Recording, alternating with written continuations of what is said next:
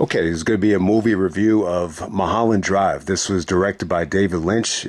Came out, I think it came out October 12th, 2001, which is very funny.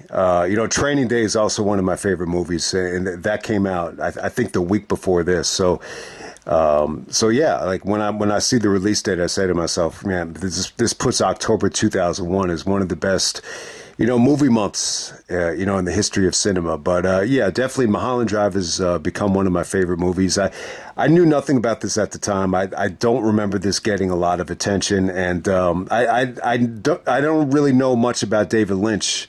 Before this movie, he's a very famous director. Most of my family is familiar with like a lot of his stuff, but I'm a little bit late to the party on him. But most people would tell you that David Lynch is a famous director. Blue Velvet's his most famous movie.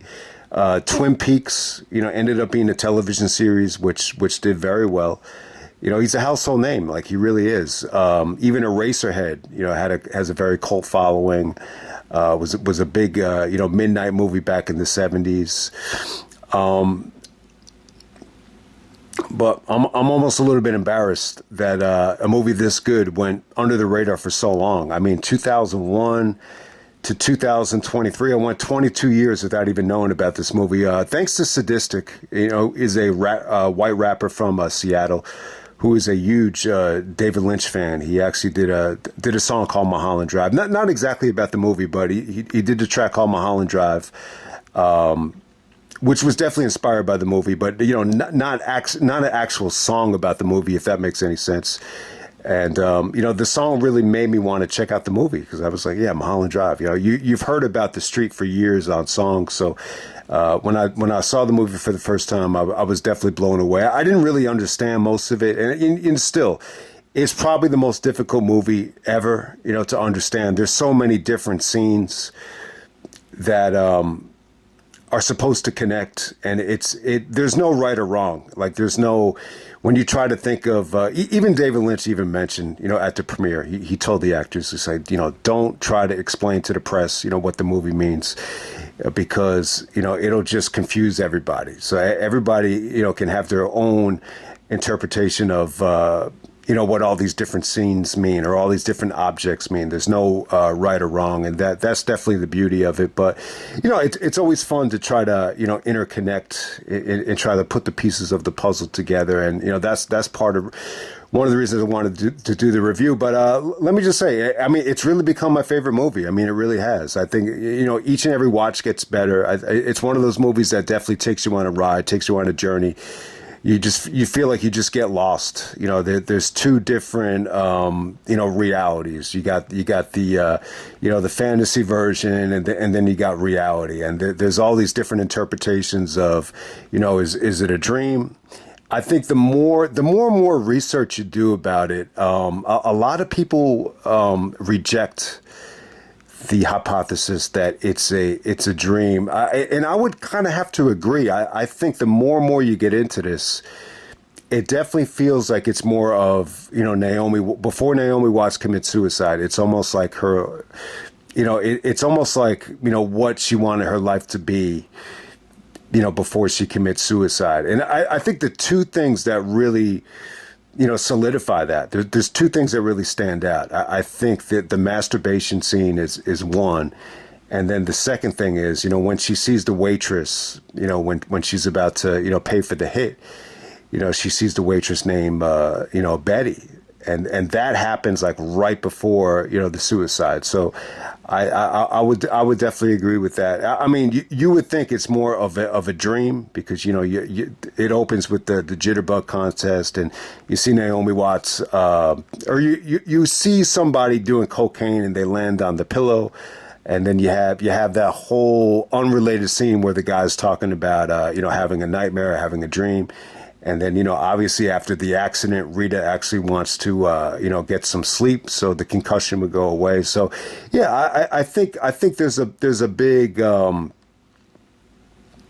going to be a lot of discussion about this being a dream. But I think the more and more you get into it, it's more of the illusion, or it's more of the, life flashing before her eyes, rather than a dream. I think that will be my final, thoughts on that. I would actually have to agree. Like, for a long time, I actually thought it was, the first part was a dream, but I'm thinking now it's more of a, just an illusion or just of a fantasy, like right before you die, that type of thing. But the shout out to Naomi Watts, though.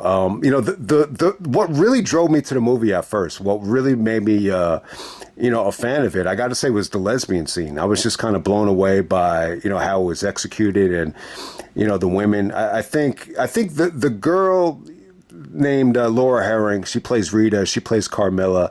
She was like a former like Miss Universe and, very attractive woman. I think her looks, really, got her the part. I definitely think they were going for more of like a Spanish, looking girl for the, the Club Silencio, scene and everything. So I think that's why she got the part. And, she really like drew me to the movie or really drove me to, keep watching it because she was so beautiful. But I think the more and more you watch it, the more and more you just really appreciate, Naomi Watts. She's very good looking as well. But what really puts it over the top is just, her acting ability. I just think she had so many scenes in this movie where, she really proved, to be just such a great actress. I mean, she's playing a very in the dream sequence or the fantasy sequence. She really is, more of a throwback to the 50s where, she's a little bit like naive but she's like, everything is just, smiley and, she's so like well mannered. Like everything about her is just pure, wholesome, and good and positive. Just the way she talks to people. It's almost like a throwback to how people were in the 50s. And then when she, wakes up or when we have the, reality, portion of the movie, everything is just totally the opposite.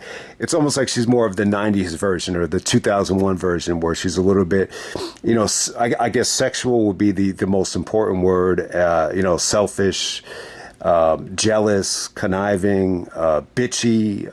It's really, really interesting. Like even her teeth look a little bit like, disoriented, compared to the, the fantasy version of it. They just look like two totally different people just from the pictures as you could probably have seen already.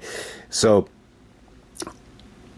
it's an incredible performance because of that. And then at the same time, some of the audition scenes from Naomi Watts were just incredible. The different tones and you could even relate, the audition scene, to some of the real life stuff that actually happened with Diane and Camilla. Like when they say, I hate you, I hate us both, that I think a lot of that definitely ties into, the relationship towards the end and how everything kind of fell apart. But, I mean, very much so. I would definitely say it is at the heart of the movie. It's really a love story. It's, Naomi Watts, definitely plays a lesbian that falls in love with this, beautiful Latino girl, which she actually loses, a major, part to. And, Camilla is definitely someone that is cast in, much higher profile roles. And she ends up, getting engaged to the director.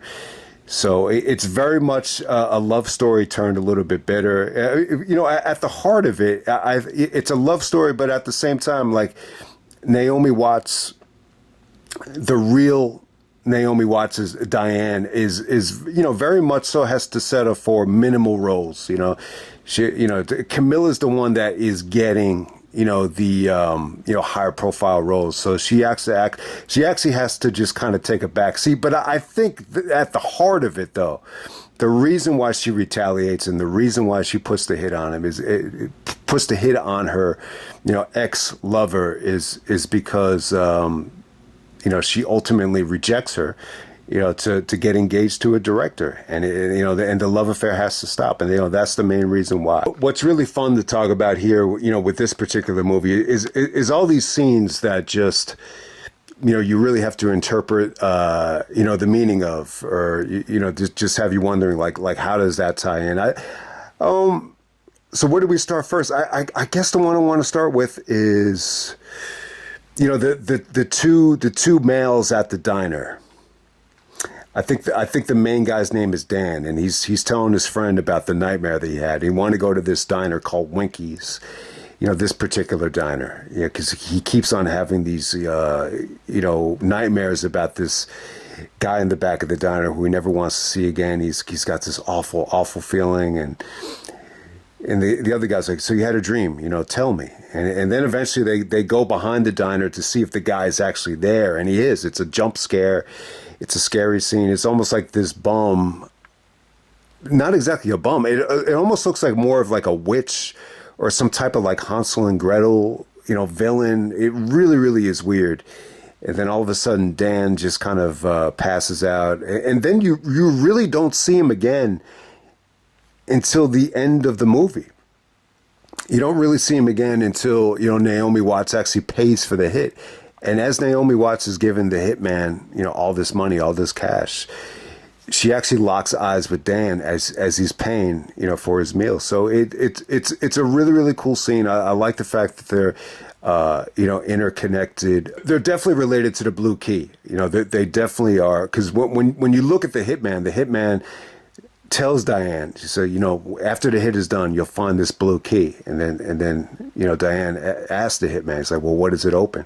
And then he just starts laughing at him. And then they go to a shot of the, they go to a shot back at the bum or the dumpster bum, whatever you want to call him, in the back of the diner. And then you get to see the blue box that the key actually opens. And then you get to see,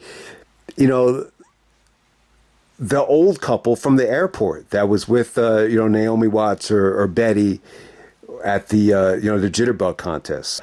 I think ultimately when you see the way that Dan locks eyes with Diane at the diner, I think this really kind of ties into the, the bum being to me, it's like another reincarnation of Naomi Watts.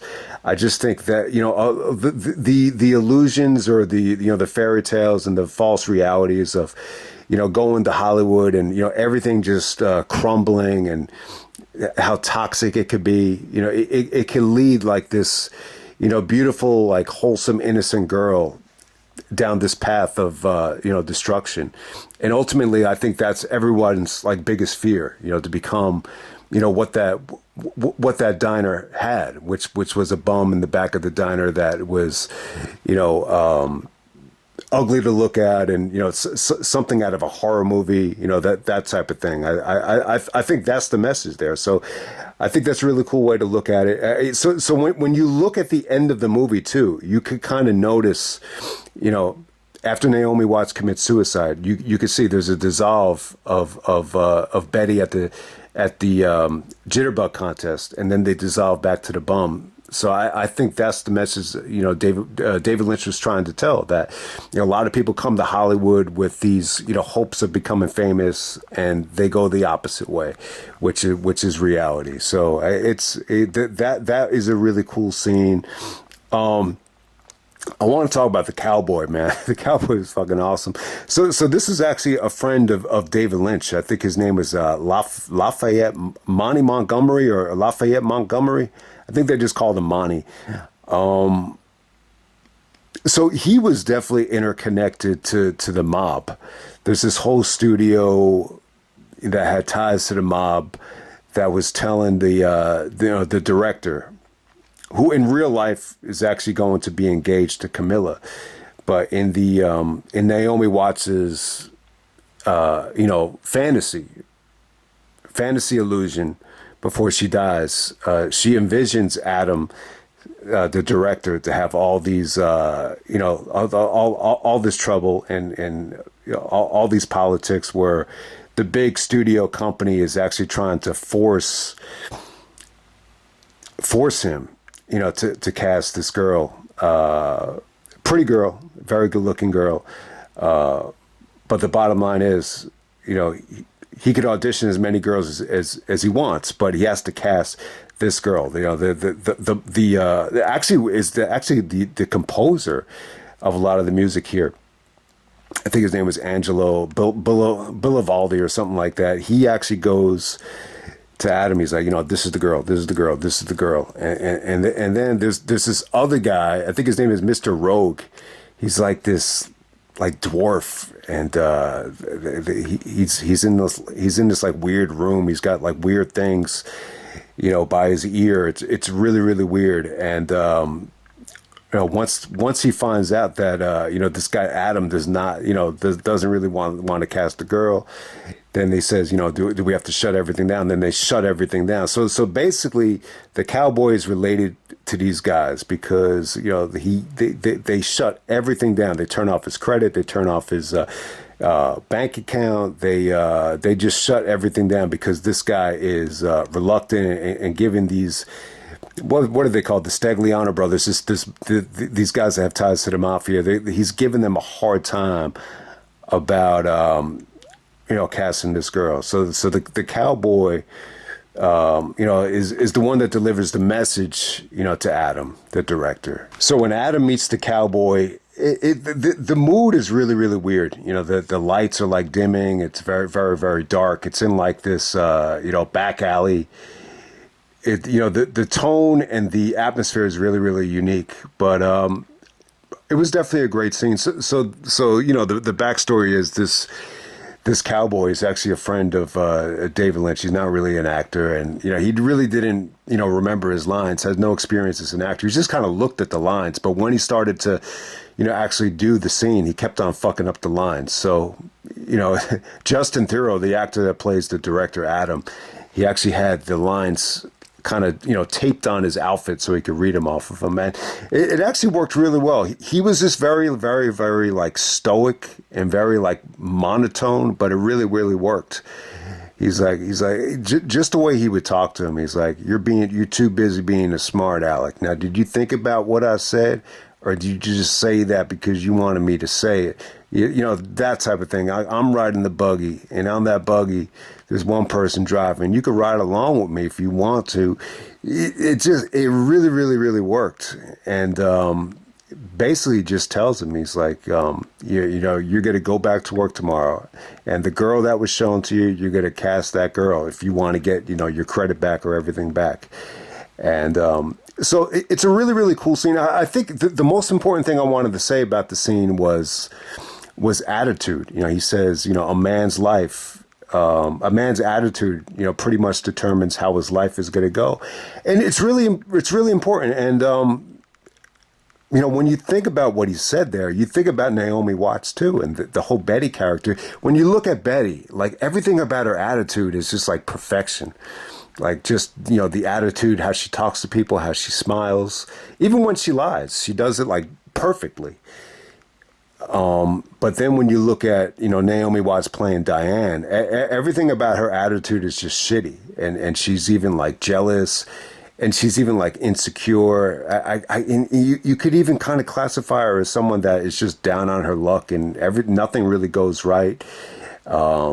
So yeah, I mean, you see the attitude of Diane goes one way, and the attitude of Betty in Naomi Watts's ideal fantasy, the audition goes great, everything goes great. So I think the attitude is really, it's really like the moral of the story is like, your attitude can kind of, determine, how successful you can be. If you have a shitty attitude, you probably have a shitty life. But if you have a great attitude, you have a great life. It's all about, how do you overcome, those pitfalls, or how do you overcome, some of those negative thoughts that can bring you down, or how do you maximize your ability by just staying positive? It's really, really interesting. I think the cowboy stuff I think the cowboy was, an awesome scene. That's another scene that definitely ties the rest of the movie together. And he basically tells him, if you do good, you will see me one more time. If you do bad, you will see me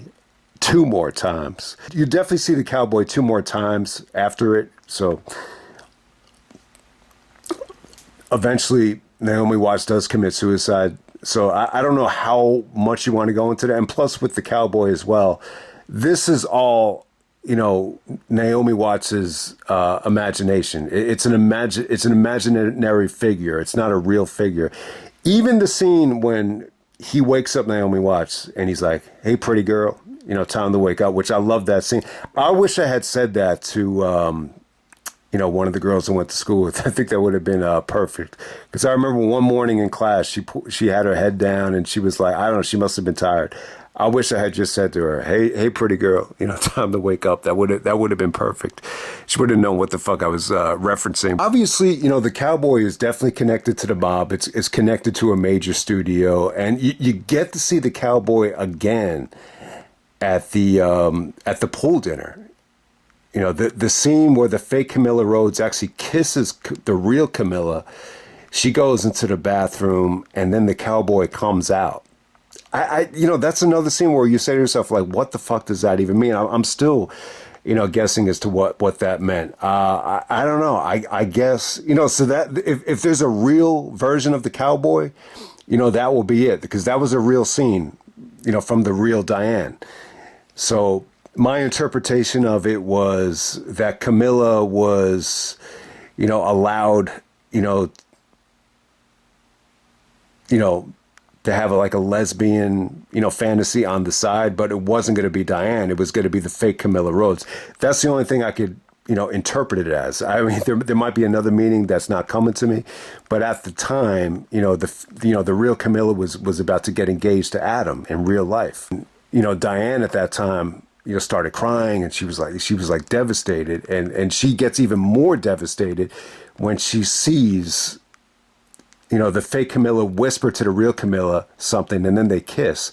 And then you see the cowboy again. So I'm assuming it's related. The cowboy is definitely related to this, image of Camilla, this fake image of Camilla that in the fantasy story was forced by the mob, or forced Adam by the mob to cast this fake Camilla, this pretty girl. What's really, really fun to interpret is the Club Silencio scene. I think, if you watch the movie for the first time, I think this is the one scene where you say to yourself, like, what the fuck does this have to do with anything? You have this like magician at first, talking about illusions, and then you have this Spanish girl, Rebecca Del Rio, just singing, and you see the girls crying in the audience.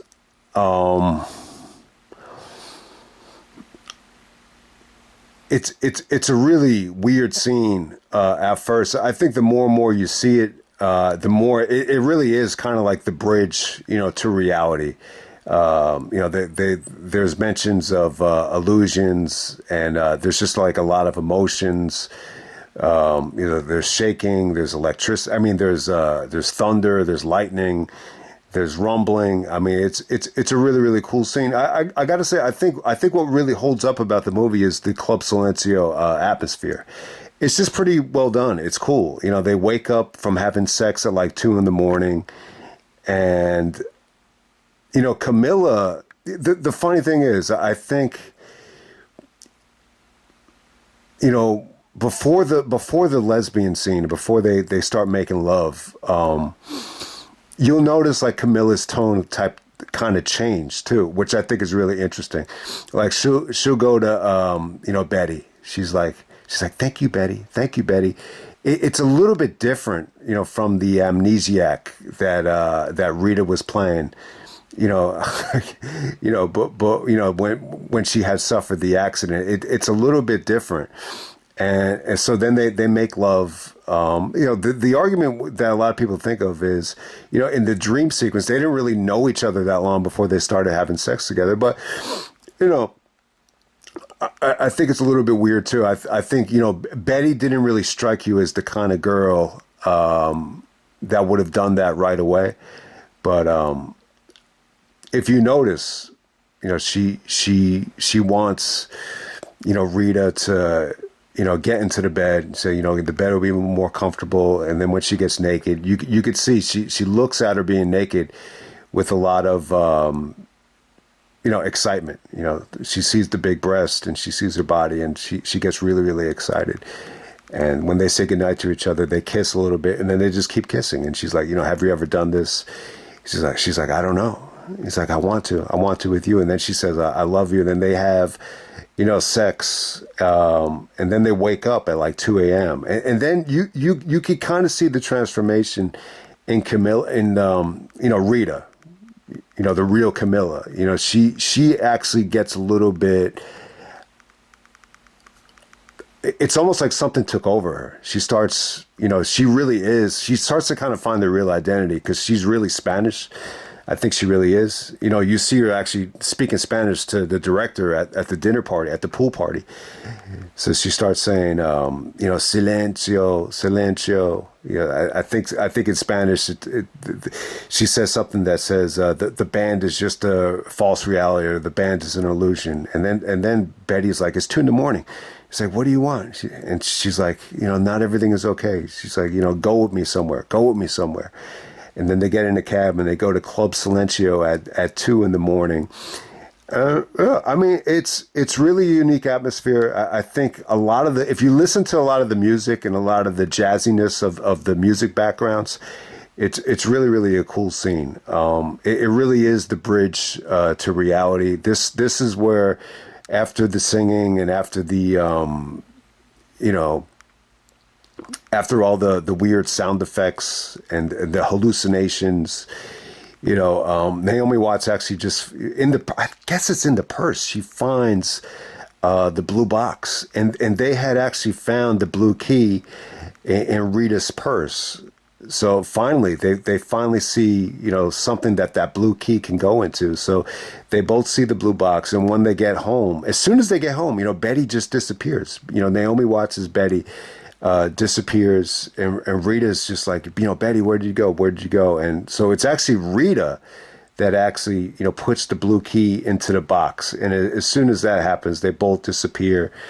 And then, Naomi Watts' Betty's aunt, finally comes home from shooting the movie, the redhead aunt, and there's no one to be found. There's nobody there, and we kind of transition, to the cowboy, telling Naomi Watts, to wake up. So, definitely, I think the Club Silencio scene, it's not that hard to digest. The pitfalls of Hollywood, or the reality of Hollywood, that, this is just an illusion.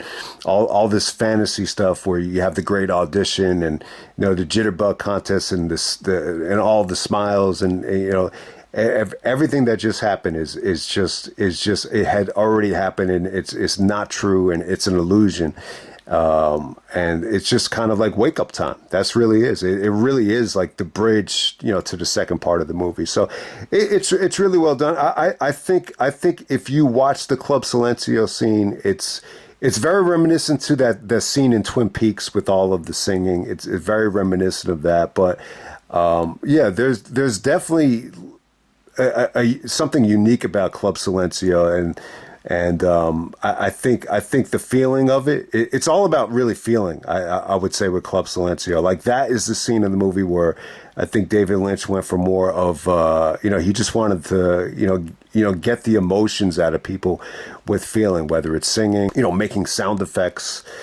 But yeah, a lot of it has to do with the blue box with Club Silencio. I mean, that's where they find the blue box. One of the women at Club Silencio, that woman that says Silencio, and then you see all the smoke. She's got like blue hair. There's like a blue microphone. So the blue really represents, I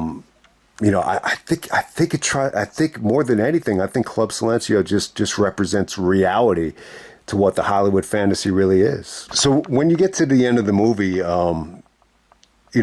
obviously, Diane, Naomi Watts as Diane, she's a little, she's obviously, angry with Camilla for dumping her and being engaged to this director. And this is going to end the sexual, relationship that they had, which I think was probably more important to Naomi Watts than, becoming a great actress. I think she was probably cool with, just having these secondary roles as long as she was with Camilla.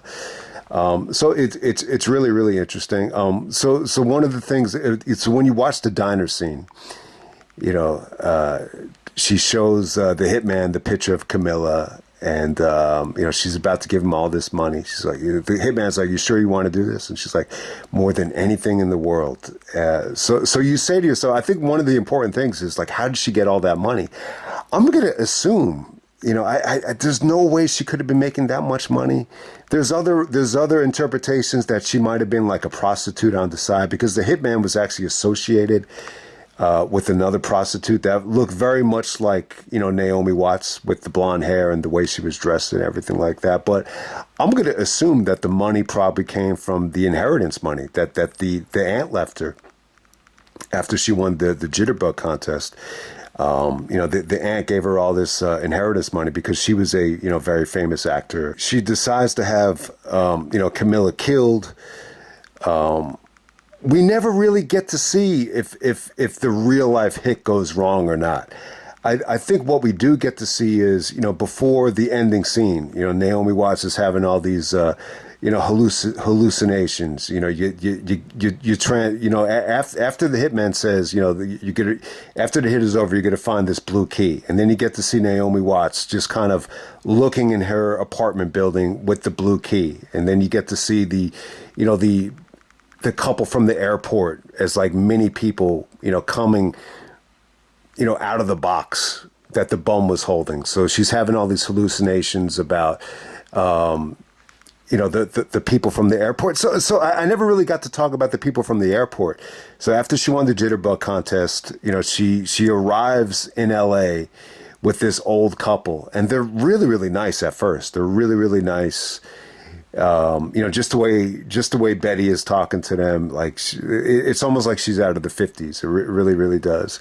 But as soon as they get into a cab, they kind of have these weird. I don't want to say it's evil. The guy definitely doesn't look evil, but the woman looks like they're giving like these weird, like evil smiles, like she doesn't know what the fuck she's in for, like she's in for a rude awakening. I think that's what they were trying to tell, with that old couple in the cab, coming back from the airport. I really think it was. And then at the end of the movie, it's kind of Naomi Watts's, figment of imagination that they come out of the blue box, and eventually they start haunting her to the point where she commits suicide. But I think in the moments leading up to it, when she's looking at the blue key, I definitely think she's starting to have like regrets about putting the hit on Camilla. I think she's regretting about it. And then all in this time, I think before she pulls the trigger and takes the gun out of the the dresser, I think she's imagining the perfect way, to experience the fantasy with Camilla, because the masturbation scene did not work. She was having a tough time, accomplishing the fantasy. She was having all these flashbacks to when her and Camilla were having sex, and then she experienced the rejection when she said, "We got to stop doing this." So I think she's imagining the hit actually going wrong, where the hitman actually does not kill her. They don't kill her in the limousine, and then Camilla actually, in the fantasy, she actually, gets into an accident, but she's able to escape. But, the great thing is she has amnesia, so she doesn't know who the fuck she is. And miraculously, she actually escapes and hides out in Betty's aunt's house. So when Naomi Watts comes to LA as Betty, she finds, Camilla as Rita. Very vulnerable. She doesn't know who the fuck she is. She can't remember who she is, and the only one that she could really trust is Betty. They will probably call the cops if they found her, but Betty definitely took like a liking to Rita.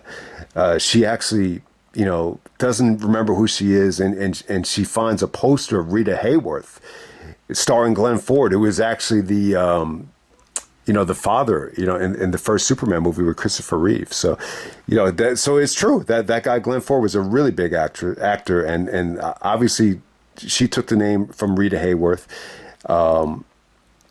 But I think it's all fantasy there. Like that was Naomi Watts' fantasy to be Betty, and be this superior version. Just great actress. She nails it at the audition, but she has complete control over her lover here, because the lover like really needs her. She needs Betty to find out like who she is, and she's able to have the fantasy with her, and it's almost like she can't survive without Betty. So I think that's the story they were trying to tell. That will be like the ideal situation, and it's really really good storytelling too, because I think a lot of people, even myself too, I look back at previous relationships or previous encounters with women I wanted to be with, and I think we all yearn for that situation where we could feel like we're the superior and that girl is just lucky to have us. But because of some of the decisions we make, it's just not reality.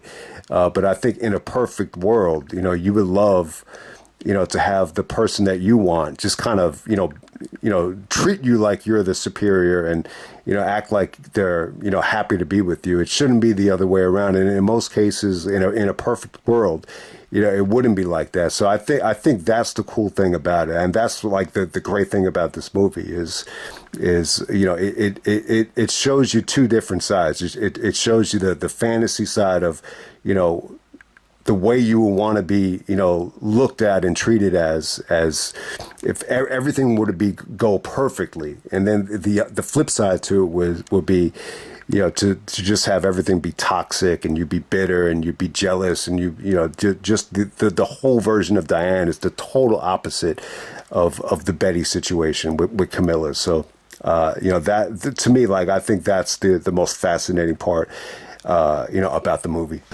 Okay, so last part of the video, this is just going to be a straight up review of the movie, from start to finish. I think sometimes when you do it like this, you could, you're not going to leave out, stuff that you wanted to talk about. So this is the only time I'm going to review it. It's probably the best movie I think I've ever seen. So that's the reason why I want to, do two different, reviews in the one video.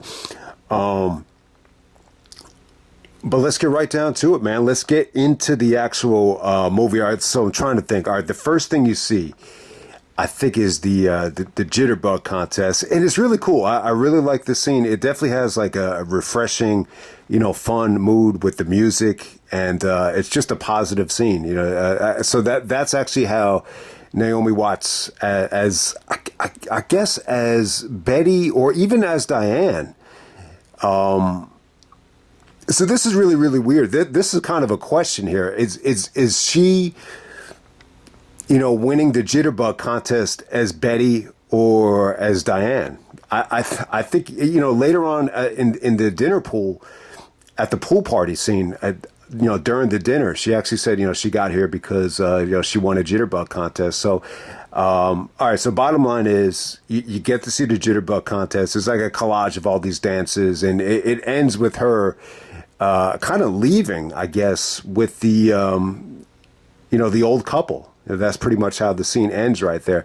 And then you transition into that haunting music on Mulholland Drive. So then you get to see the hit. I'm going to assume this was all right. So before you get to the hit, though, you get to see someone lying down like on a red, almost like velvet looking like pillow, maroon looking like pillow. If you listen closely, I think you can hear cocaine. It's tough to hear, though. It's definitely tough to hear that. And then you see someone's head hitting the pillow. So from there, we transition to the Mulholland Drive scene where you get Camilla, before she transforms into Rita, in the limousine. All of a sudden, the limousine stops, and you get the famous. He's like, "What's going on? We don't stop here." He's like, "Why are you stopping? We don't stop here." And then later on in the movie, you get to see Diane say the same thing for the surprise, before the pool party. So there's definitely like a lot of similarities between the fantasy and the reality. The limousine scenes are definitely one of them. And then the limousine drivers, I'm going to assume that they were associated with the hitman. So they're about to kill, Camilla here.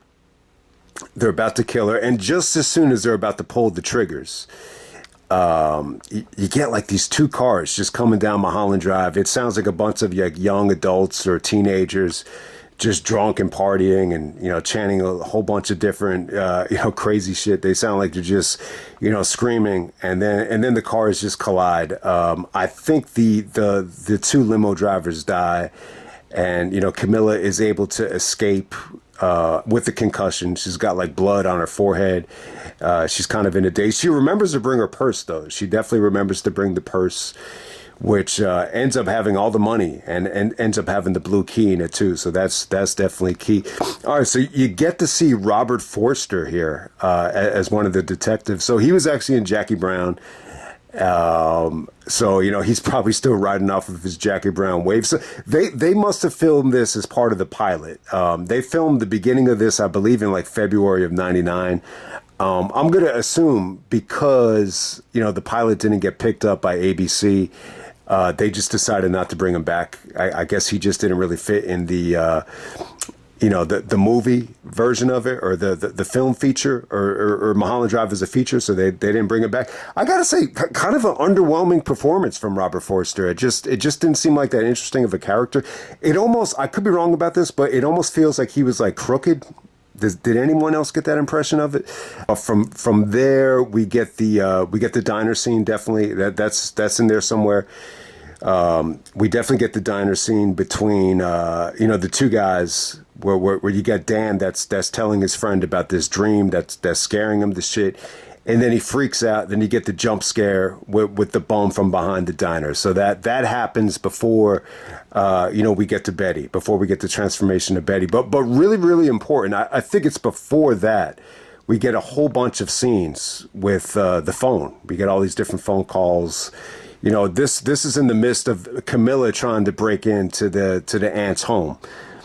She's trying to find a place to hide, place to stay. Miraculously, it ends up being Betty's aunt's, home. She's able to sneak in there. But before you get to that, you see all these different phone calls where they say they keep on saying, the girl is missing. Like, what's the update on the girl? It's like the same, missing. But if you notice, there's a call which looks like it's the exact same room that Naomi Watts, lives in. Her apartment is Diane. You get to see the red lamp, the ashtray, the cigarettes, the phone. It's the same. It looks like the same exact phone where she called Camilla before they met at the pool party. So definitely, like someone was actually trying to give an update to Naomi Watts about the hit, and I guess at this time, you know what, you never really get to know what happened in real life with the hit, but I'm assuming that this is still part of the dream sequence where the girl is missing and the hit just went wrong. So you get to see some of the phone calls. They're trying to communicate that Camilla's missing and she's not dead. So those are really, really interesting and key shots as well. So and then you get the diner scene, and then you get the whole scene with Betty at the airport, with the older couple.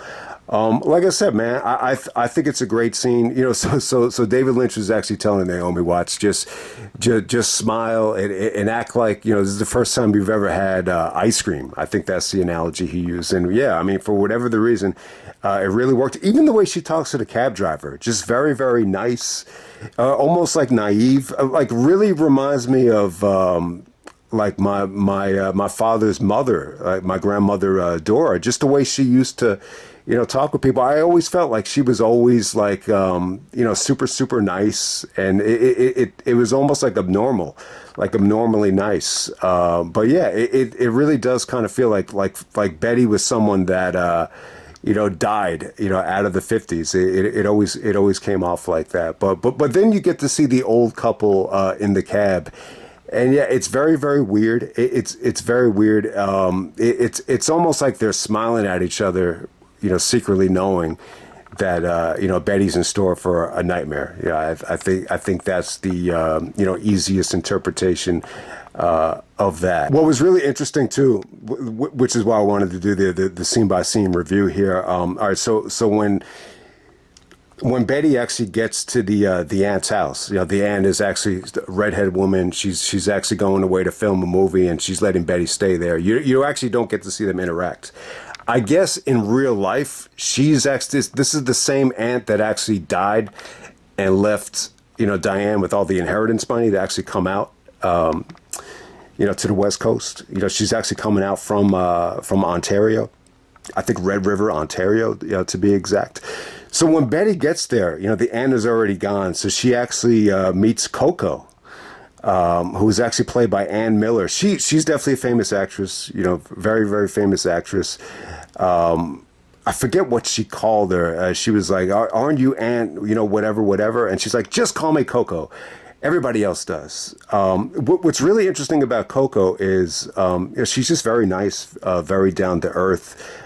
There's actually two different versions of her. So in the fantasy scene, she plays like, I don't know, it's almost like a house sitter for the aunt.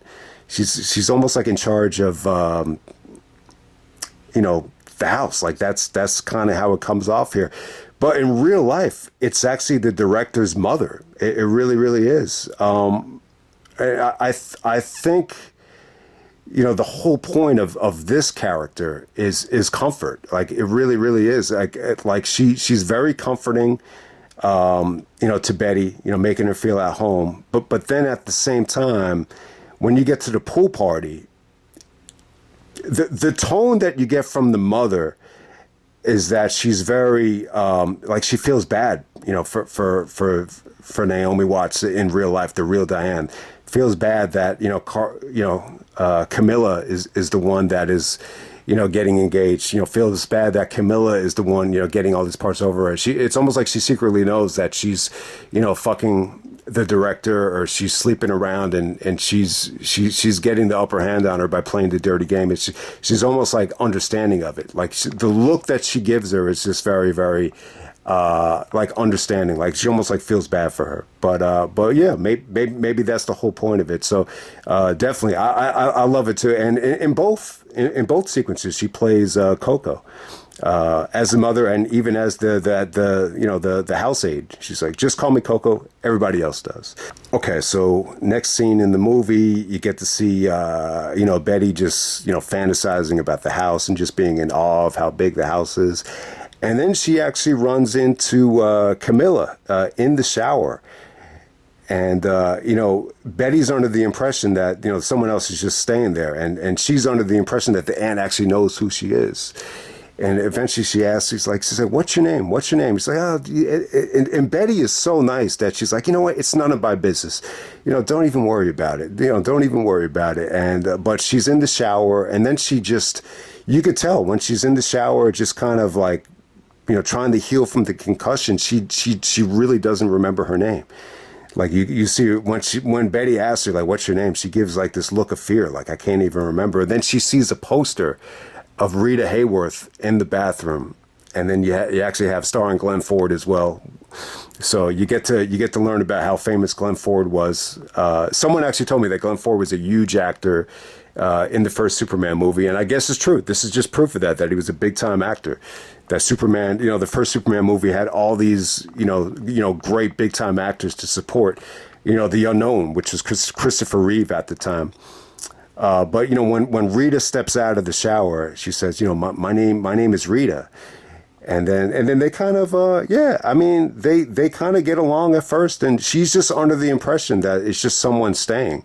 She doesn't really, tell her like I just broke into a house and I don't know who the fuck I am. I don't know where I am. It's only later on that, she sees that she has a concussion, and she sees that she's bleeding, and she wants to go to sleep. She's like, I need sleep. If I get sleep, I'll remember who I am. And then she just doesn't remember. And it's funny, like she so Betty actually gets on the phone, is talking to Coco, talking to the aunt, and they say to her, like, I don't know anyone named Rita. And and then the aunt is like, you should probably call the cops because I don't know who the hell you're talking about. And then Betty comes up to Rita. She's like, I think I misunderstood. It's like, I thought you knew my aunt. And then Rita just starts crying. She's like, I don't know who I am. I can't remember. The only thing Rita can really remember is that she was in an accident, and it was on Mulholland Drive. And then, so a little bit later on, Betty just, wants to get out of the house, and then they get to a payphone, And Betty actually asked the police, was there an accident on Mulholland Drive? And she finds out, yeah, there was an accident on Mulholland Drive. Then they decide to, get something to eat. They figure, maybe something is in the paper about it, about the accident. But it's a little bit too early. The accident just happened, hours, the morning or, the late night before. So there's really nothing about it. But, the waitress that serves them, she has a name tag. It's actually, this time it's actually Diane. Later on it will be, Betty, but this time it's Diane. And the name tag actually, reminds, Rita of somebody named Diane. And he's like, Diane's, and then she remembers. She's like, I remembered something. Diane Selwyn. Maybe that's my name. And then they look it up in the the yellow pages, and they actually find there's only one Diane Selwyn. They get the apartment number. They get the phone number, and they actually call the house. There's actually no response. But later on, they actually do visit the house after the audition. So in the midst of all this happening, this is definitely a fantasy from Betty. So she's envisioning, all these, I want to say roadblocks or negativity happening to the director named Adam. So he's in this big, conference room with all these executives from this major studio, and everything is okay at first. And then, the mob comes in, and, this guy orders espresso, and he's spitting it out. And they have a picture of the fake Camilla, this pretty girl. Who, the fake Camilla doesn't say anything the whole movie. She just lip syncs. She sings. She does not say anything. So strictly, this was a girl that was in the movie, just because of her looks. And obviously, they want to cast her because she's pretty, and she probably did some, behind the scenes things, to actually get her the role. So they actually say, this is the girl. And it's funny, the guy, Angelo Bellinelli or Bellatelli, whatever the fuck his name is, the guy that he actually composed all the music for Mulholland Drive, and he composed a lot of David Lynch's movies. And this guy is not really like a main actor, but it just shows you don't have to be the most trained actor in the world, to get some of these scenes to work. It just worked. The way he looked at the picture of Camilla and said, this is the girl. It just worked. I'm not even doing it justice, but it definitely worked. And at the time, this guy Adam is like, he's like, hey, that girl is not being cast in my movie. I got 6 of the top actresses in Hollywood that want this part. He's like, that girl's not being in my movie. And then the other guy, this is the other famous actor. He was in a lot of movies. I think he was in like To Die For. I forget his name, but he what's his name? Is it Dan Hedaya? Is that his name? So he basically just says, "It's not your film anymore."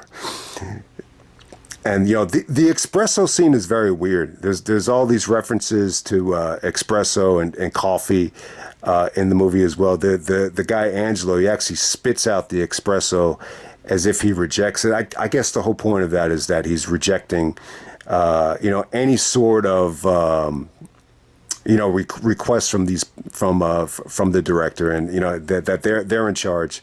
They're running the show, whatever the case may be. And when word gets out that, the director is not taking it well, he actually, vandalizes, these brothers, these mafia dudes, he vandalizes their vehicle. He definitely rejects it. I think the guy's name is Mr. Roke. This dude, I think his real name is Michael. Was it Michael J. Anderson? Is that his real name? He's actually like a dwarf. I think I might have mentioned him before, but they tell him, like, the director does not want the girl, and then they say, should we shut it down? Should we shut everything down? It's like, yeah, we're going to shut everything down. So shutting everything down means they take away his credit, they take away his bank account, so he's essentially broke. So the girl, his what goes under the radar here is the girl is really, really pretty too. She's really, really dope looking. She's brunette, blue eyes, and she says at the end of the phone call, she says, are you sure you don't want any? He's like, you don't know what you're missing. That's really all she says, though. It's kind of insinuating that she would give the director sex just to kind of keep his mind off of anything. But he's in like such a panic, though.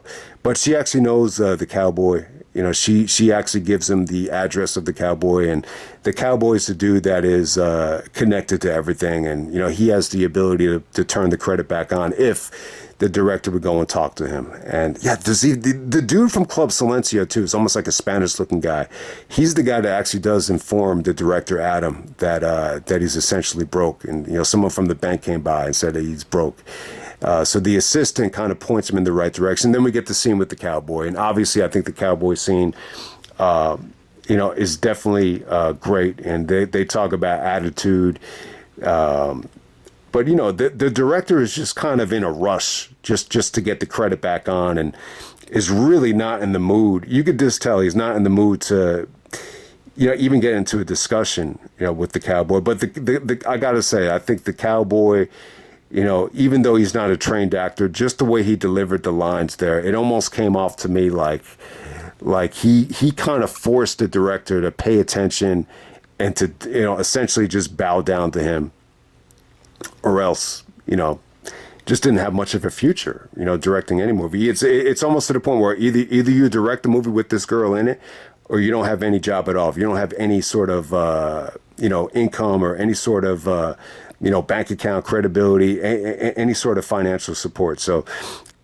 some of the other stuff going on with the director as well, like I guess part of the fantasy is that, you know, like Naomi Watts is just hoping, you know, to make his life a living hell. So they actually show like him trying to go back home, and the wife is actually cheating on him with Billy Ray Cyrus. So you get to see Billy Ray Cyrus here.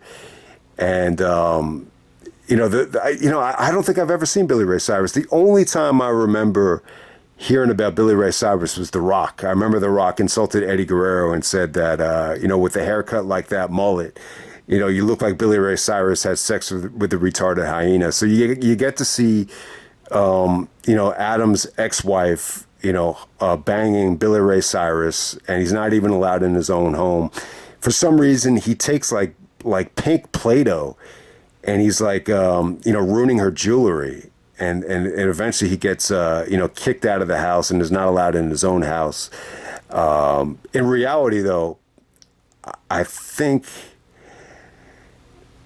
you know, he was able to get the pool. Obviously, they had the party, you know, right by the pool. So he was able to get the pool, but she got the pool boy. So I guess that's the pool boy that she cheated on. But in the fantasy, you could just see, you know, the director, you know, going through hell, that he can't even get into his own house, and she's screaming and kicking, and you know he gets beat up by Billy Ray Cyrus out of his own home. So they show that as well. So from there, all right, let's transition back to Betty and Rita.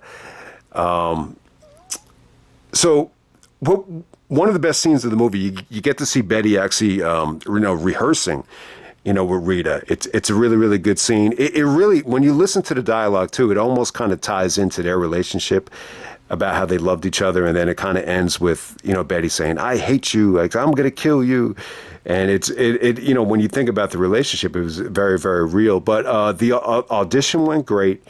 Both auditions went great. You know, in the audition with Rita, Rita's just kind of, you know, really not that, you know, really not trying that hard. She has amnesia. She's trying to sell the fact that she has amnesia.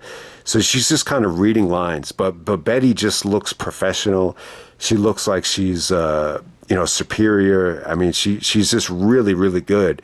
And even Rita says to her, she's like, "Wow, you were really, really good." And then Naomi Watts as Betty, you know, says to her, well, thank you, my dear," like very confidently. It almost reminded me of like Tony Storm, like the Tony Storm character, the way she said it. "Well, thank you, my dear," kind of puffing like a cigarette, as like a brunt of confidence, if you know what I'm trying to say there. So then you get the audition. There's a really, really good scene too with Coco. So Coco actually is with Louise. She's like this nun. So she knocks on the door and she says, she's like, "Who are you?" And she's like, "I'm Betty. You know, my aunt is letting me stay here." She's like, "No, no, you're not. It's almost like she's like a sign of reality. She's like, something bad is going to happen. Someone's not supposed to be here. Something's not supposed to be here. And then Coco's like, what are you doing? What are you doing? What are you doing? And then she has a talk like with Betty, and she's like, usually Louise, when she's wrong, but she could be right. And if she's right, if there's something, bad going on, if there's something in there, then get rid of it. She's like, you're a good kid, Betty, but what you're telling me is a bunch of horse puck. So I thought that was a really, really good scene. But yeah, it was just kind of like a foreshadowing that, something is just not right, and they could sense it. And even, even what's her name? Coco is, she seems a little bit hesitant as well that there's someone staying there, but she doesn't seem like she's putting up that much of a fight. And Betty's really, I guess this is just a sign that Betty's just really, really attracted to Rita. And that's why she's going out of her way, to help her, even in the midst of the audition. So she actually tells Rita, I'm going to, go on this audition. And then as soon as I come back, we'll go, see what's up with, Diane Selwyn's house. And we'll try to find out if that's related to who you really are with your true identity. And she's like, when I come back, have the cab rolling. And she says to her, make sure you don't drink all the Coke. You know what? That was kind of weird. Does that mean, like in real life, does that mean make sure you don't, do all the Coke? Anybody catch that? That's a really, really, that's something you might want to look out for, because that's kind of weird that she would say, make sure you don't drink all the Coke. Very, very weird stuff. Maybe that has something to do with the cocaine use, before the movie got underway. But when you get to the audition, Naomi Watts does incredible. Once again, she does the same scene, only it's with like an older guy, but it's totally different in tone.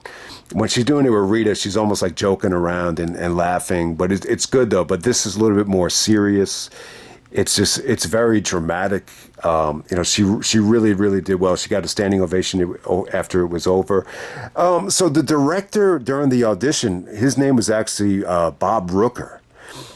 So in real life, this is the director that didn't want her for the Sylvia North story.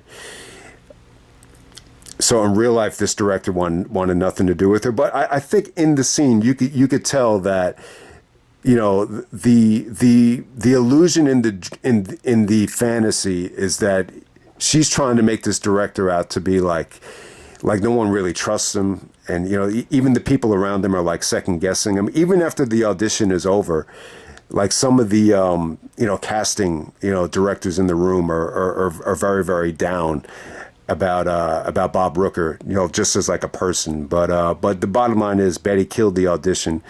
She got a standing ovation. And, the Bob Rooker guy seemed, he was like very, very good, a little bit forced, but good. That was definitely a great scene. And then at the same time, Adam is actually, cast. He's in the midst of casting girls for the Sylvia North story. So in fantasy, Adam is actually directing the Sylvia North story. The movie that Naomi Watts did not get in real life.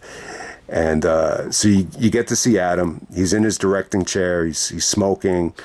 So yeah, ABC got like a shitload of B-roll here of him just like looking back, and they didn't get it. They didn't really understand it. So it's definitely their loss. I don't think Mulholland Drive would have worked as a series on television. I think this, because of how good it was, I think it was just meant to be this. Well, you get to see the director. It's almost like with the Sylvia North story, these auditions are more of, girls singing. And then he has a conversation with one of the girls that he couldn't cast. And she was like, I'm the girl I'm going to get this part. He's like, my agent is going to be bugging you if you don't direct me. And it was a really, really good exchange. He's like, yeah. We'll see. Let's bring in the next girl. And then all of a sudden you get to see, Adam actually take a look at the girl that he was showing in the picture, the fake Camilla Rose, and she's obviously limp syncing a song. And then he's like, he's telling his agent Jason, he's like, he's reluctantly saying, this is the girl. And then you get to see the guy from the mafia. He just goes like, excellent choice. So they do. So you get to see that, and so the most important part about this scene is Naomi Watts as Betty. She locks eyes with Adam, and as soon as Adam sees her, it's like the fantasy version of it is that they lock eyes, and the way Adam looks at Betty, it's like, that's the girl that I really want. Like, just by looking at her. But it's a fantasy, and Naomi Watts doesn't even as Betty, she doesn't even audition, for the Sylvia North story. She's she went to the audition. She was gonna do with Bob Rooker and then just leave. So she leaves and she meets Camilla, or she meets back up with Rita, the delusional Camilla. And then they go to find Diane Selwyn. So they're in the cab. They actually come across the two hitmen in a car, and Rita's like really, really scared of them. As soon as she sees them, she starts ducking. She gets so Rita's like very paranoid, in this scene. She's even reluctant to do it. She's even telling Betty like no, like she doesn't even want to ring on any doorbells, and they're hiding from these two guys. But then they get to the apartment complex. So it says Diane Selwyn is in apartment number 12, but ironically, she's actually in apartment number 17. So this is a really, really, really good scene. When I first saw the scene, I was like, holy shit. Very, very suspenseful. So, you know what it really reminded me of, man? This scene really reminded me of, Once Upon a Time in Hollywood, when Brad Pitt went to go, to the Manson farm, like when he went there and he went to see the old guy. It just, that scene to me, like you were anticipating something huge. So I thought the same thing was going to happen here. I would definitely say this is actually a much better scene though. I really thought the girl in the apartment had something to do with the killing, but that definitely wasn't the case. So they actually go to apartment 12. They knock on the door to see if, Diane Selwyn's there. She's not there. It's actually somebody else. And then she's like, that girl, she switched apartments with me. She's in apartment number 17. She's like, you want me to go with you? She's like kind of like a fatter woman. She's not that attractive, but, it is a possibility that there might have been some sort of lesbian, relationship with her and Diane. I think that's a possibility. It's not confirmed. But I think the most important thing is I think the main reason they switched apartments, and this was never confirmed in the movie, but I think the reason will be is because after the hit, Diane needed to switch apartments, just to stay away from the FBI or the police or anybody looking for her. So I think that will be the reason why. And, they she even had stuff in the apartment that wasn't fully moved out yet. And the most important thing would be the ashtray, obviously, the piano ashtray. So Rita and Betty, they go to apartment 17, they knock on the door, there's no knock. So Betty actually breaks into the house and they open up a window. When they both get in there, they see a dead body. There's a really, really bad smell. And then Rita just breaks down. You see this shot of, all these different dissolves of Rita's face just going crazy. And they're both a little bit scared about it. And then they go back home. And that's where they make love. But before they make love, though, Rita is, very paranoid. She's trying to cut her hair. And then Betty says, you don't have to cut your hair. He's like, let me do it. And then Betty just makes her like a blonde wig. And, there might be something to that in the movie. When you see all these, Betty is blonde, the prostitute is blonde. And then, Rita being blonde as well. It's really, really weird. And, at the same time, the girl the old man that Betty actually auditioned with, if you notice, he actually did mention that, he just auditioned with that woman with the black hair a couple days ago.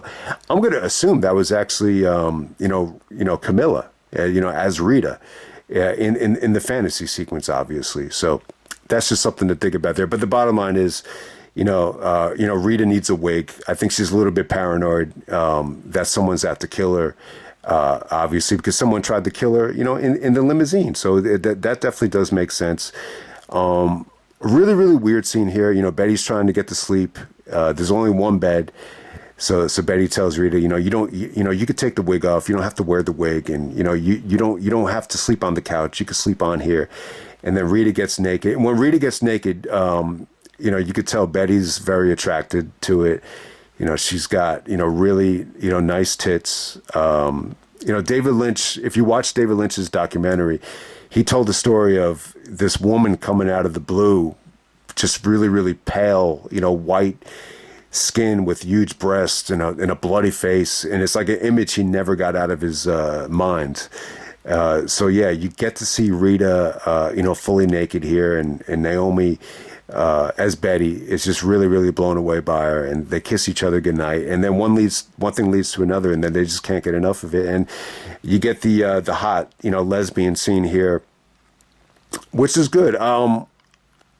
When I first saw it, it really, drew me to the movie. I just thought the whole setup, I even said to myself before the scene started, I was just like, man, are they really gonna, fall in love here? And once they did, I was just like, wow, that was just so, well done. I think as I'm getting older, like, I think, this, like, if I was going to watch any sort of adult entertainment, like, I think the only stuff I could watch, the older and older I get is girl on girl stuff. I don't know what it is. I don't think I have to know, the girls, that well to fully enjoy it. I just think there's something, erotic about it. It's definitely, like, as I've gotten older, I think it's definitely my preference. I think there's something really, really, hot about it. So it's definitely an awesome scene. It's not the last time, you got to see them, interact sexually. But yeah, so this leads to the Club Silencio scene. So you definitely see the transformation of Rita in this scene. You definitely see it. Like, even the way she's thanking Betty, it just doesn't seem, it seems odd. And then you get the Club Silencio scene. One of the things you'll notice about the Club Silencio scene, and I just noticed this recently too, as they're getting in the cab, to go to Club Silencio, there's a sign on one of the telephone poles that says Hollywood is hell. So I think that perfectly sets up the Silencio scene. But yeah, I think I've said enough about the Silencio scene. It's definitely a dope scene. This is the scene of the movie that's all about feeling. I think everything about it is feeling. The music is great. It's jazzy, and I think the Rebecca Del Rio vocals are beautiful, especially the way the girls are crying to it. It's just, everything is about just reality hitting them. Reality is definitely hitting them. But what did I want to mention about the blue box? So yeah, I think the blue key and the blue box thing. David Lynch was a little bit stuck. When the movie got picked up as a feature, I think it was Alan Sard from it was a French film company in France, that when they decided to distribute the film, David Lynch really didn't know how to end it. He had to meditate and think of ideas, and one of the things that came to him was the blue key and the blue box. I think this was, if you do some research, it's actually inspired by a French movie. So maybe because a French company, got involved, that gave him the idea about the blue key and the blue box. So yeah, that's the Club Silencio scene. It's definitely the most important scene in the movie. But let me say this: I think it's the scene in the movie that when people see it for the first time, it's probably going to drive them crazy. It's more about emotion and feeling, than anything else. And yeah, that's pretty much the bridge until reality. I mean, you do get the cowboy one more time. The cowboy says to, Naomi Watts, "Hey, pretty girl, time to wake up." But I think, I could be wrong, but I think this is still part of the fantasy, at this particular point. Okay, so when the couple comes back from Club Silencio, they're coming back with the blue box, back to the aunt's house. They both look like they're excited. It's really, really weird. They didn't really, there's really no dialogue. They look excited to open up this box finally, and as soon as Rita gets the box. All right, I'm glad I'm going back over this scene, because there's a scene before this that I wanted to talk about. Totally forgot about this. Okay, so the funny thing is, Rita goes to get the box, in the closet. So earlier on, before they, went to the diner and made all the phone calls and everything like that, in Rita's purse, she actually has, the money. It's a really, really weird situation, so she has the money and she has the blue key. All the money and the blue key, it ends up in Rita's purse. I don't know how it ended up there. That's like one of the biggest what ifs of the movie. Like, how did that money end up in her purse? Obviously, the guys in the limo, were hired to do the hit, but how the fuck does all that money, end up in the purse? I don't think you really, think about it. It's just a weird, illusion or whatever the fuck you want to call it. It's really, really interesting how, the money ended up in her purse, and eventually when they did see it in, a couple scenes earlier, Betty's like, you don't know where the money came from and you don't know what this blue key is. But obviously once they see the blue box at Club Silencio, they seemed excited to finally open this thing. But by the time, Rita gets the blue box out of the closet, Betty just disappears. She just disappears. It's almost like, this has already happened before. Reality is sinking in. You don't even hear from Betty. And then Rita opens up. It's funny that Rita's the one that opens up the box. She's the one that wants to go to Club Silencio, and she's the one that kind of triggers, she kind of pulls the trigger on this whole fantasy thing by opening up the box and really, shifting, the sleeping in bed, to Club Silencio. So, and once she opens up the box, there's a shot where you see internally in the box, and the box just kind of drops on the floor. And still, I think,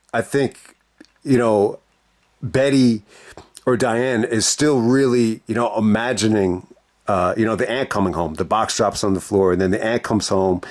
And, she was suspecting to see Betty and this mysterious person. And then there's just nowhere to be found. There's nothing. The bed is like perfectly made, and it's just kind of the end of it. That's pretty much the end. And then all of a sudden, once you get internally into the blue box, you see Diane in the same exact spot where they saw the dead body.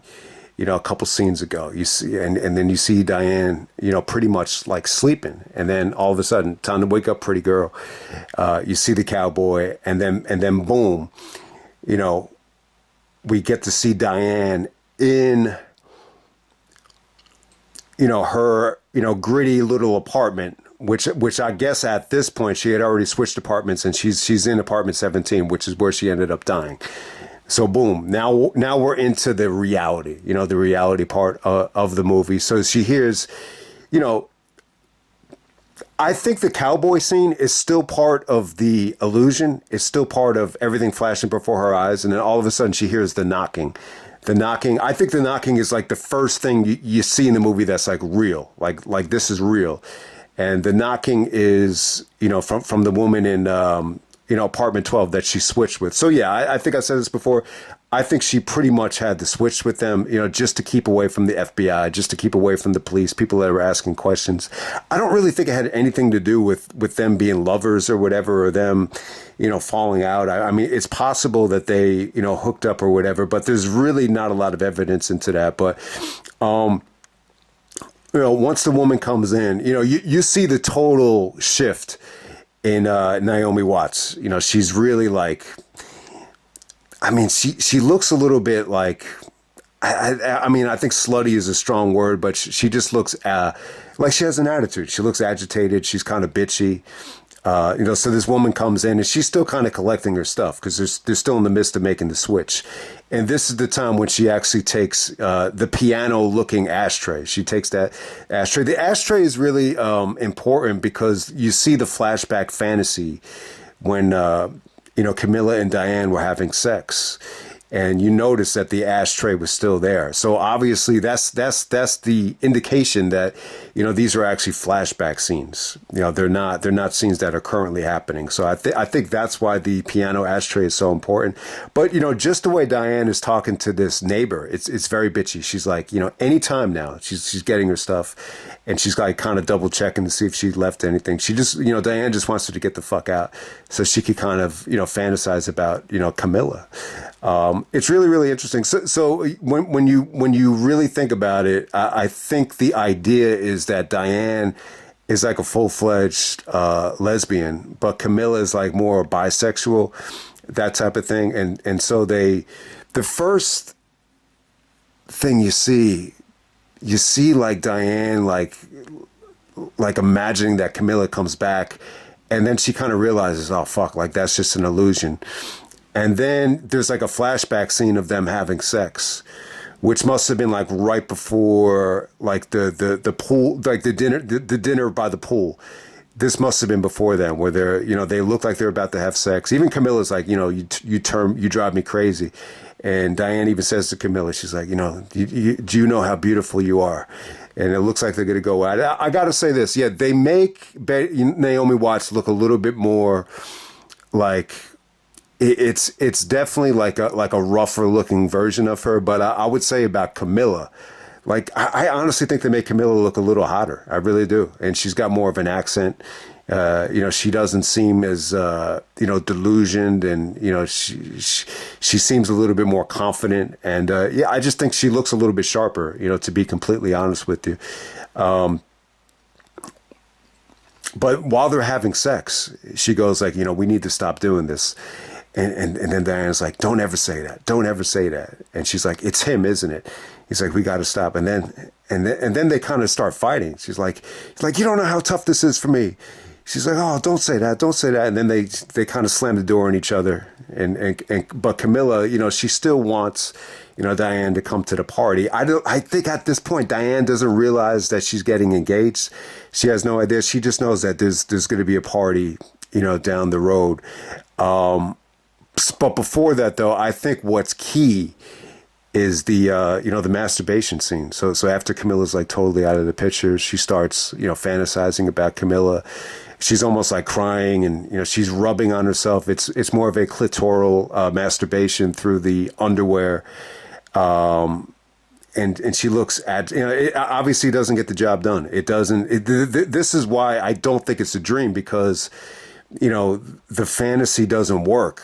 But, you know, before, you know, Diane dies, the thought or the imagination of the whole dream sequence, it definitely does work, because she definitely hooked up with Camilla or Rita, you know, before they went to Club Silencio. So that definitely worked. But this masturbation fantasy, it's one of those masturbation scenes that is very emotional, and it's frustrating, and the fantasy doesn't even work. It's just one of those nights where you got to try to think of somebody, and it just doesn't feel real. And so it's really funny. So with this scene right here, apparently Naomi Watts had a stomach ache, and I'll tell you, like, if you have like a stomach ache and you have like diarrhea or really bad stomach pains, that's probably like the last thing you want to do is have sex or bust a nut or whatever. And I think, like, if you try to get into the adult industry, I believe like if you're like an unknown, that's how they start you out, just doing like solo like masturbation scenes. But I'll tell you, like, if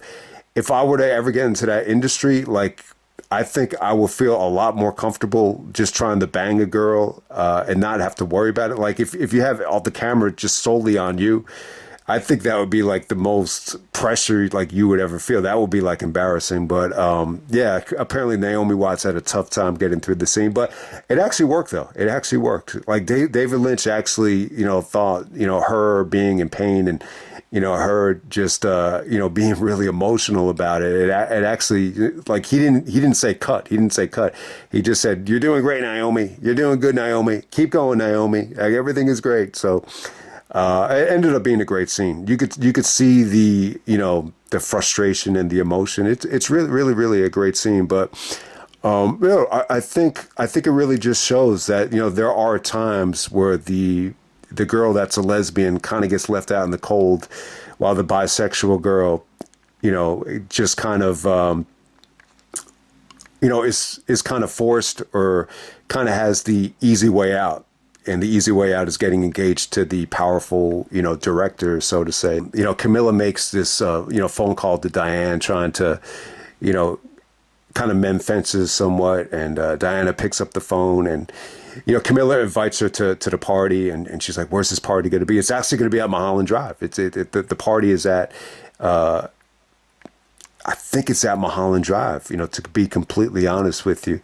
That's the address. And, when Diana actually takes the limo ride to Mulholland Drive, just like Rita did in the beginning of the movie. And you get the same type of dialogue. The limo driver is driving, and Diana says, "He's like, why are we stopping? We don't stop here. We don't stop here." And then limo driver's like, "It's a surprise." And Camilla opens up the limo, and they kind of go through this fortress. David Lynch was telling Camilla to kind of walk.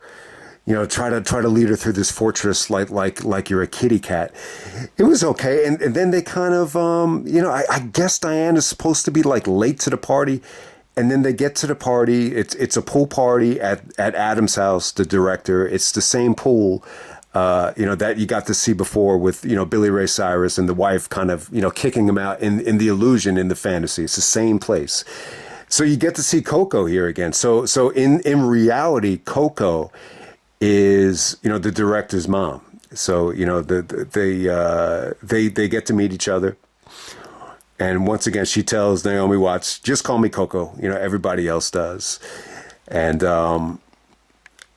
we're off to the races. Here we are. We're at the dinner party. This is where Camilla and the director get engaged. During the dinner, you get to learn a lot about Naomi Watts as Diane. She actually mentions the reason she came out to the West Coast, from Ontario, was that, her aunt had died. So in the illusion, the aunt is actually like this redhead woman that's going to, film a movie, and she's letting Naomi, stay in the,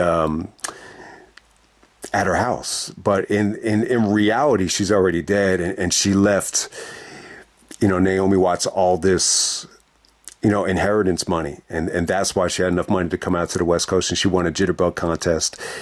And she mentioned that she met Camilla when she auditioned for the Sylvia North story, and Camilla actually did get the part.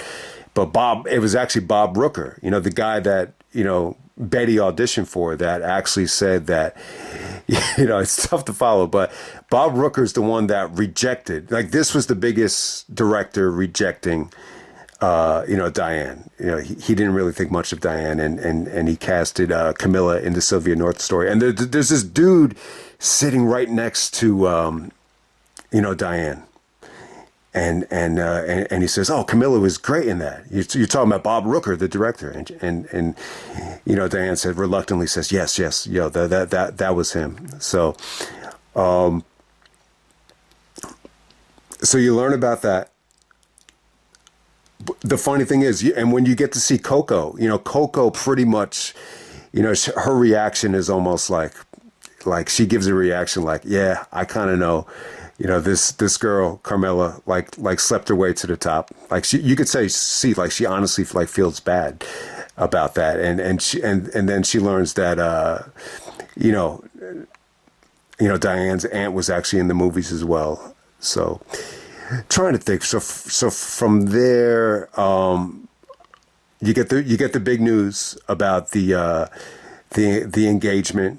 And then you get to see the cowboy. Then you get to see the fake Camilla Rhodes. So, yeah, I mean, that's one of the things I just don't understand. Right when they announce their engagement, you get to see, the fake Camilla just come out of nowhere and kiss, Camilla. It's really, really weird. I don't know if I've ever figured this part of the movie out. And then as the fake Camilla goes into the bathroom, you get to see the cowboy for the final time. So everyone talks about it. You get to see the cowboy 2 more times. So that means it's the end of the movie, or it's there's no happy ending. I think that's the moral to the story there. But, as they announce they're going to get engaged, you could see, Diane starting to cry. She starts crying like crazy, and you can see the pain and the tears in her eyes.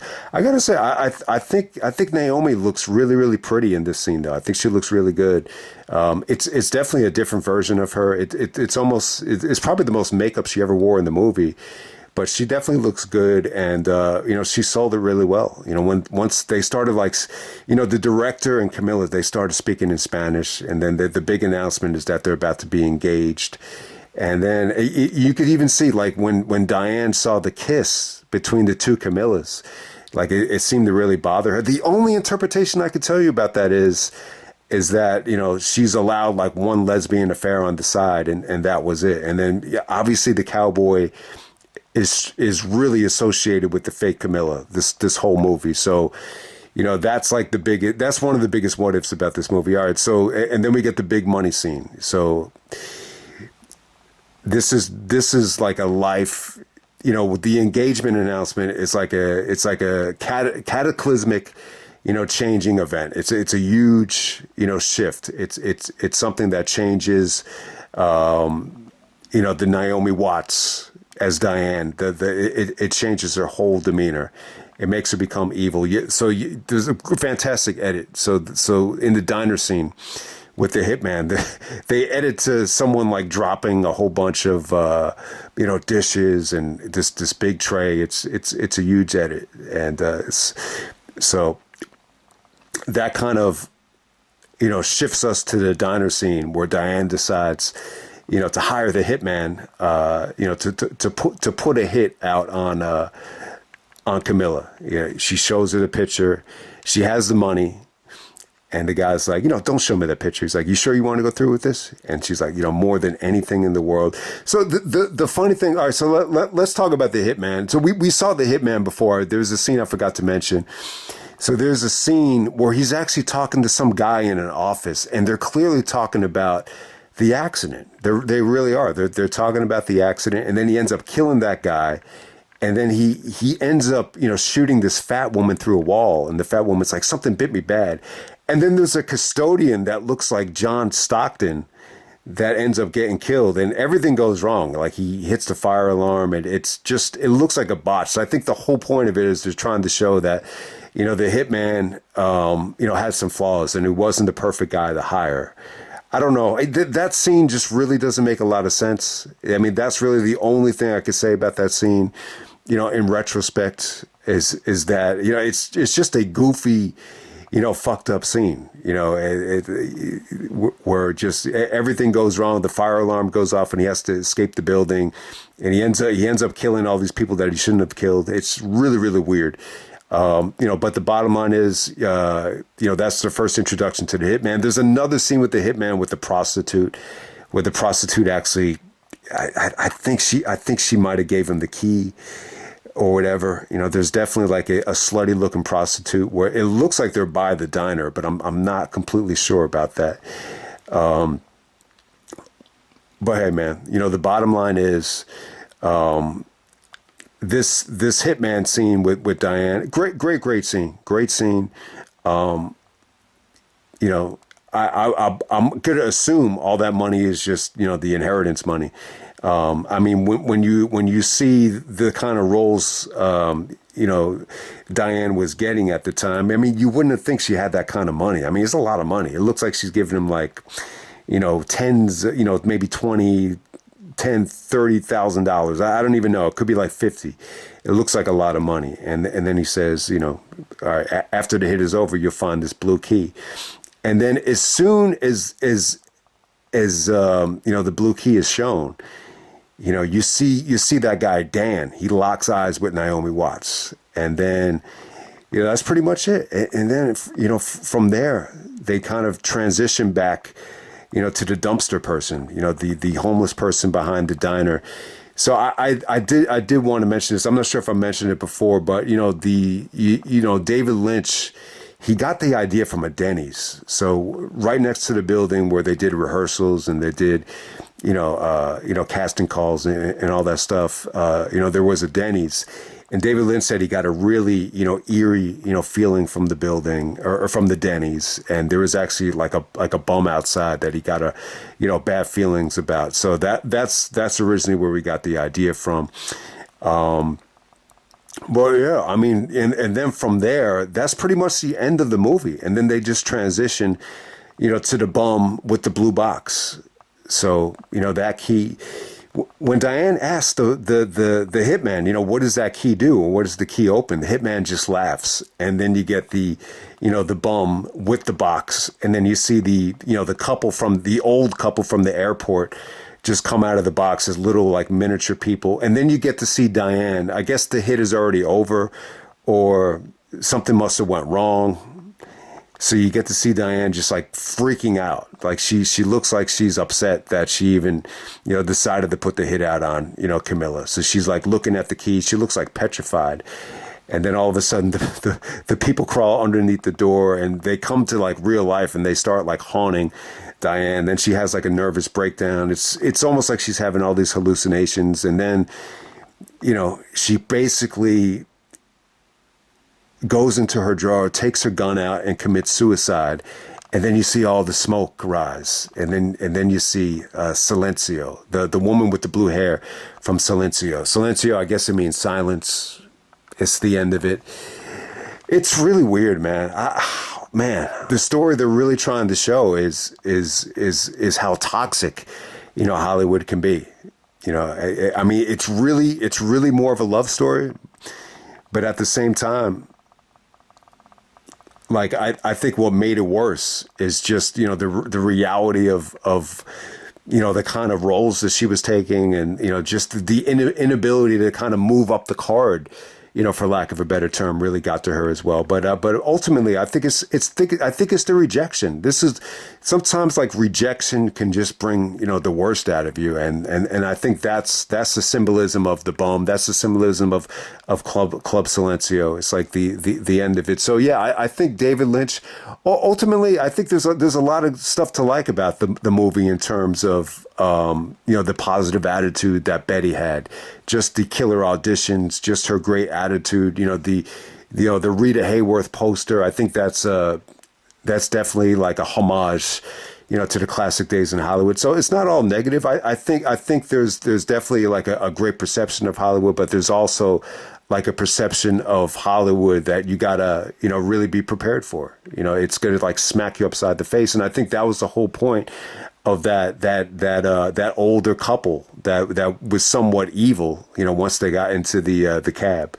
You kind of knew just by the way they were reacting that, like Betty's in store for hell. Hollywood is hell.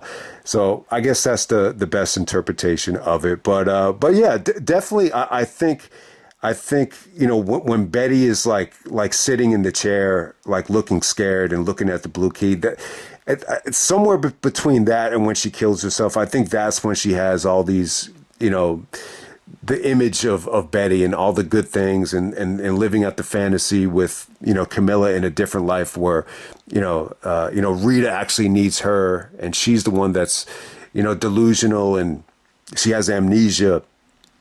And then Betty could kind of live this life or live out this fantasy where, she's like perfection. She has the perfect attitude. She's the perfect actress. And, she gets to, live out the fantasy that actually gets the job done, with Rita, playing the Camilla role in the fantasy. I think that's where it happens because, yeah, I mean, I never really thought much about it, but yeah, the masturbation scene is definitely key. And when she sees the, when she pays off the hitman, that's when she gets the idea of Betty. Betty, she sees that name, the name tag Betty. And so that's when she gets it. But this is after, everything already happens. This is after she already wakes up, so definitely. I think that Betty name tag is key. I think the masturbation scene is key as well because, the fantasy did not get the job done. So that's why the fantasy must have happened after that. Or the illusion of the perfect Betty world, happened after that. So definitely, I think that's definitely proof of that if you haven't, thought about that yet. But Incredible movie. You know, it just gets better each and every time.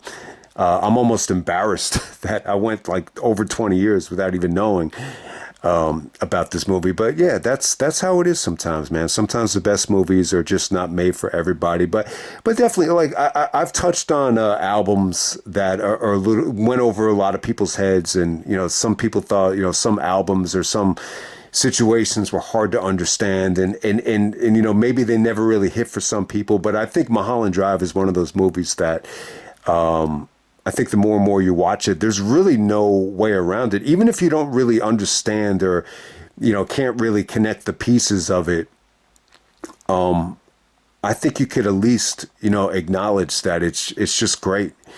Even the first time I saw it, when I didn't know what the fuck was going on, it just had me engaged. It really, really did.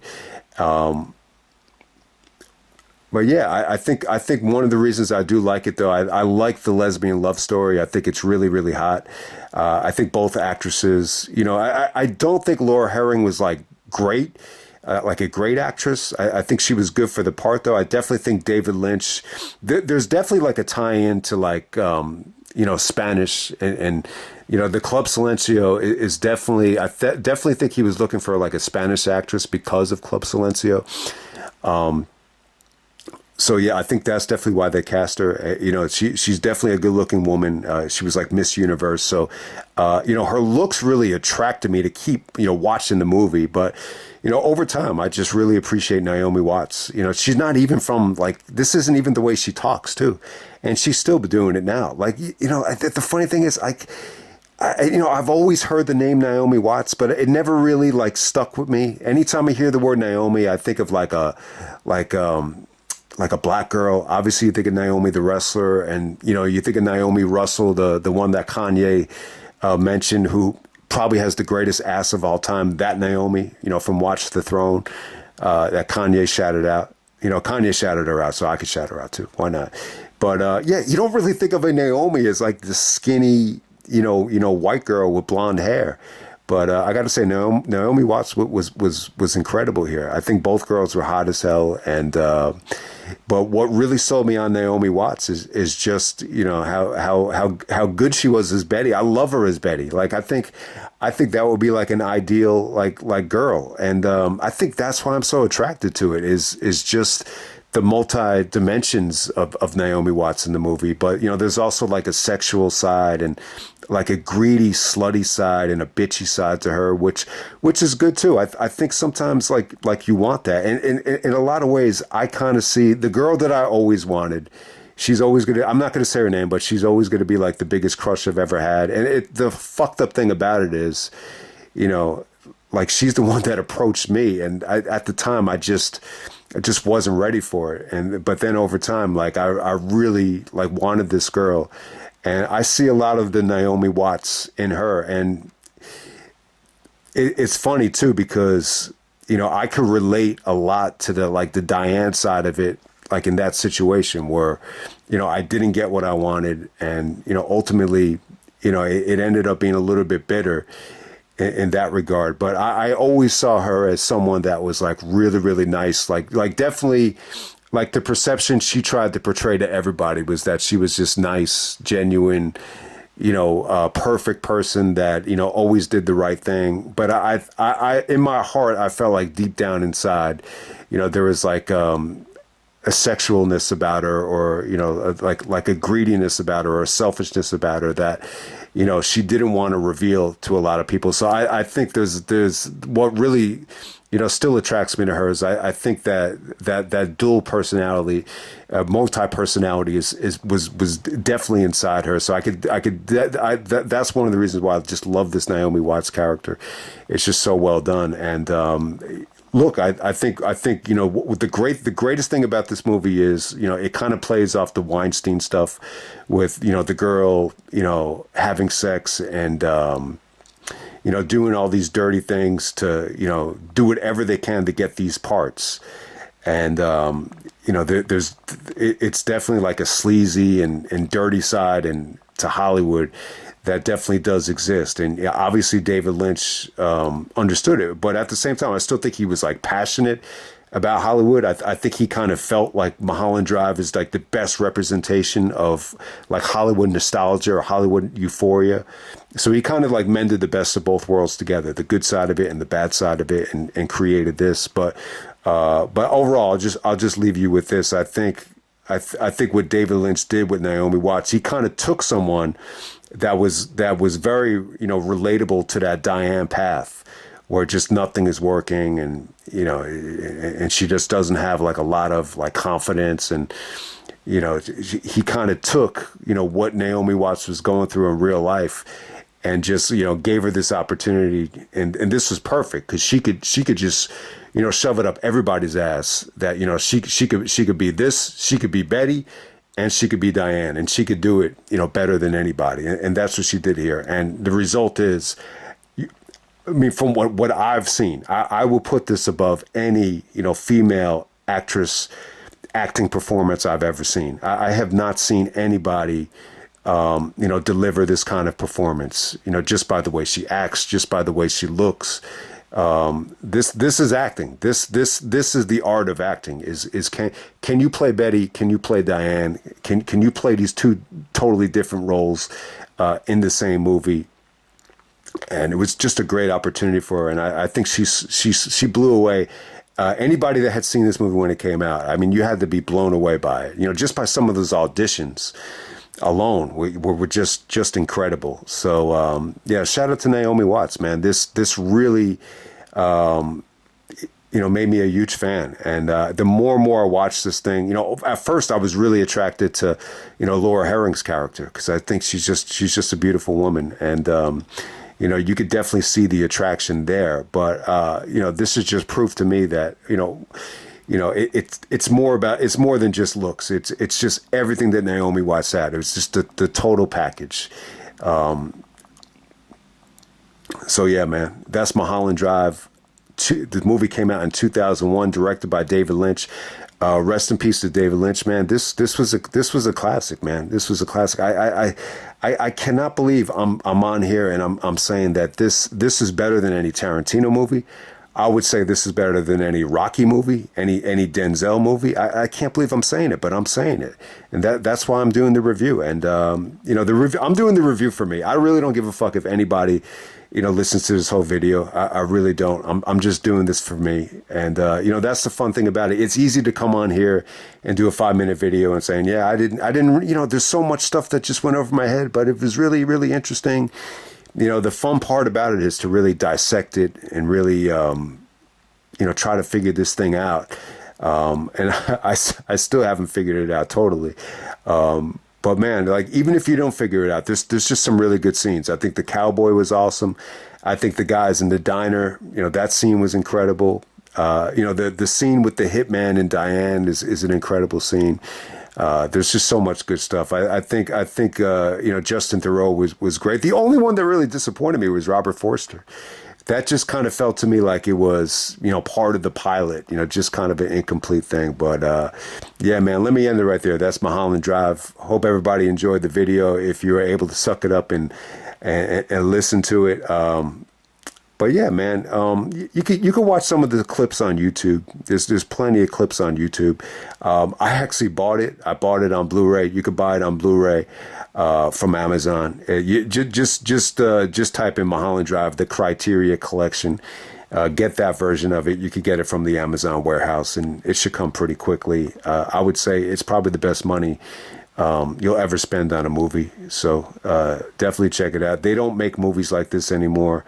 The chances of you just stumbling on a movie this good are very, very slim to none. So definitely check it out. And yeah, I mean, I don't know if I'm going to like David Lynch's other work as much as this. I've seen some of the other movies, and I need to give them more of a chance. But it's it's tough to replicate a movie this good. I think this was just destined to be, a feature film. I just don't know if this really would have worked as a series like a Twin Peaks. But yeah, man, Mulholland Drive, 2001, and I'm out.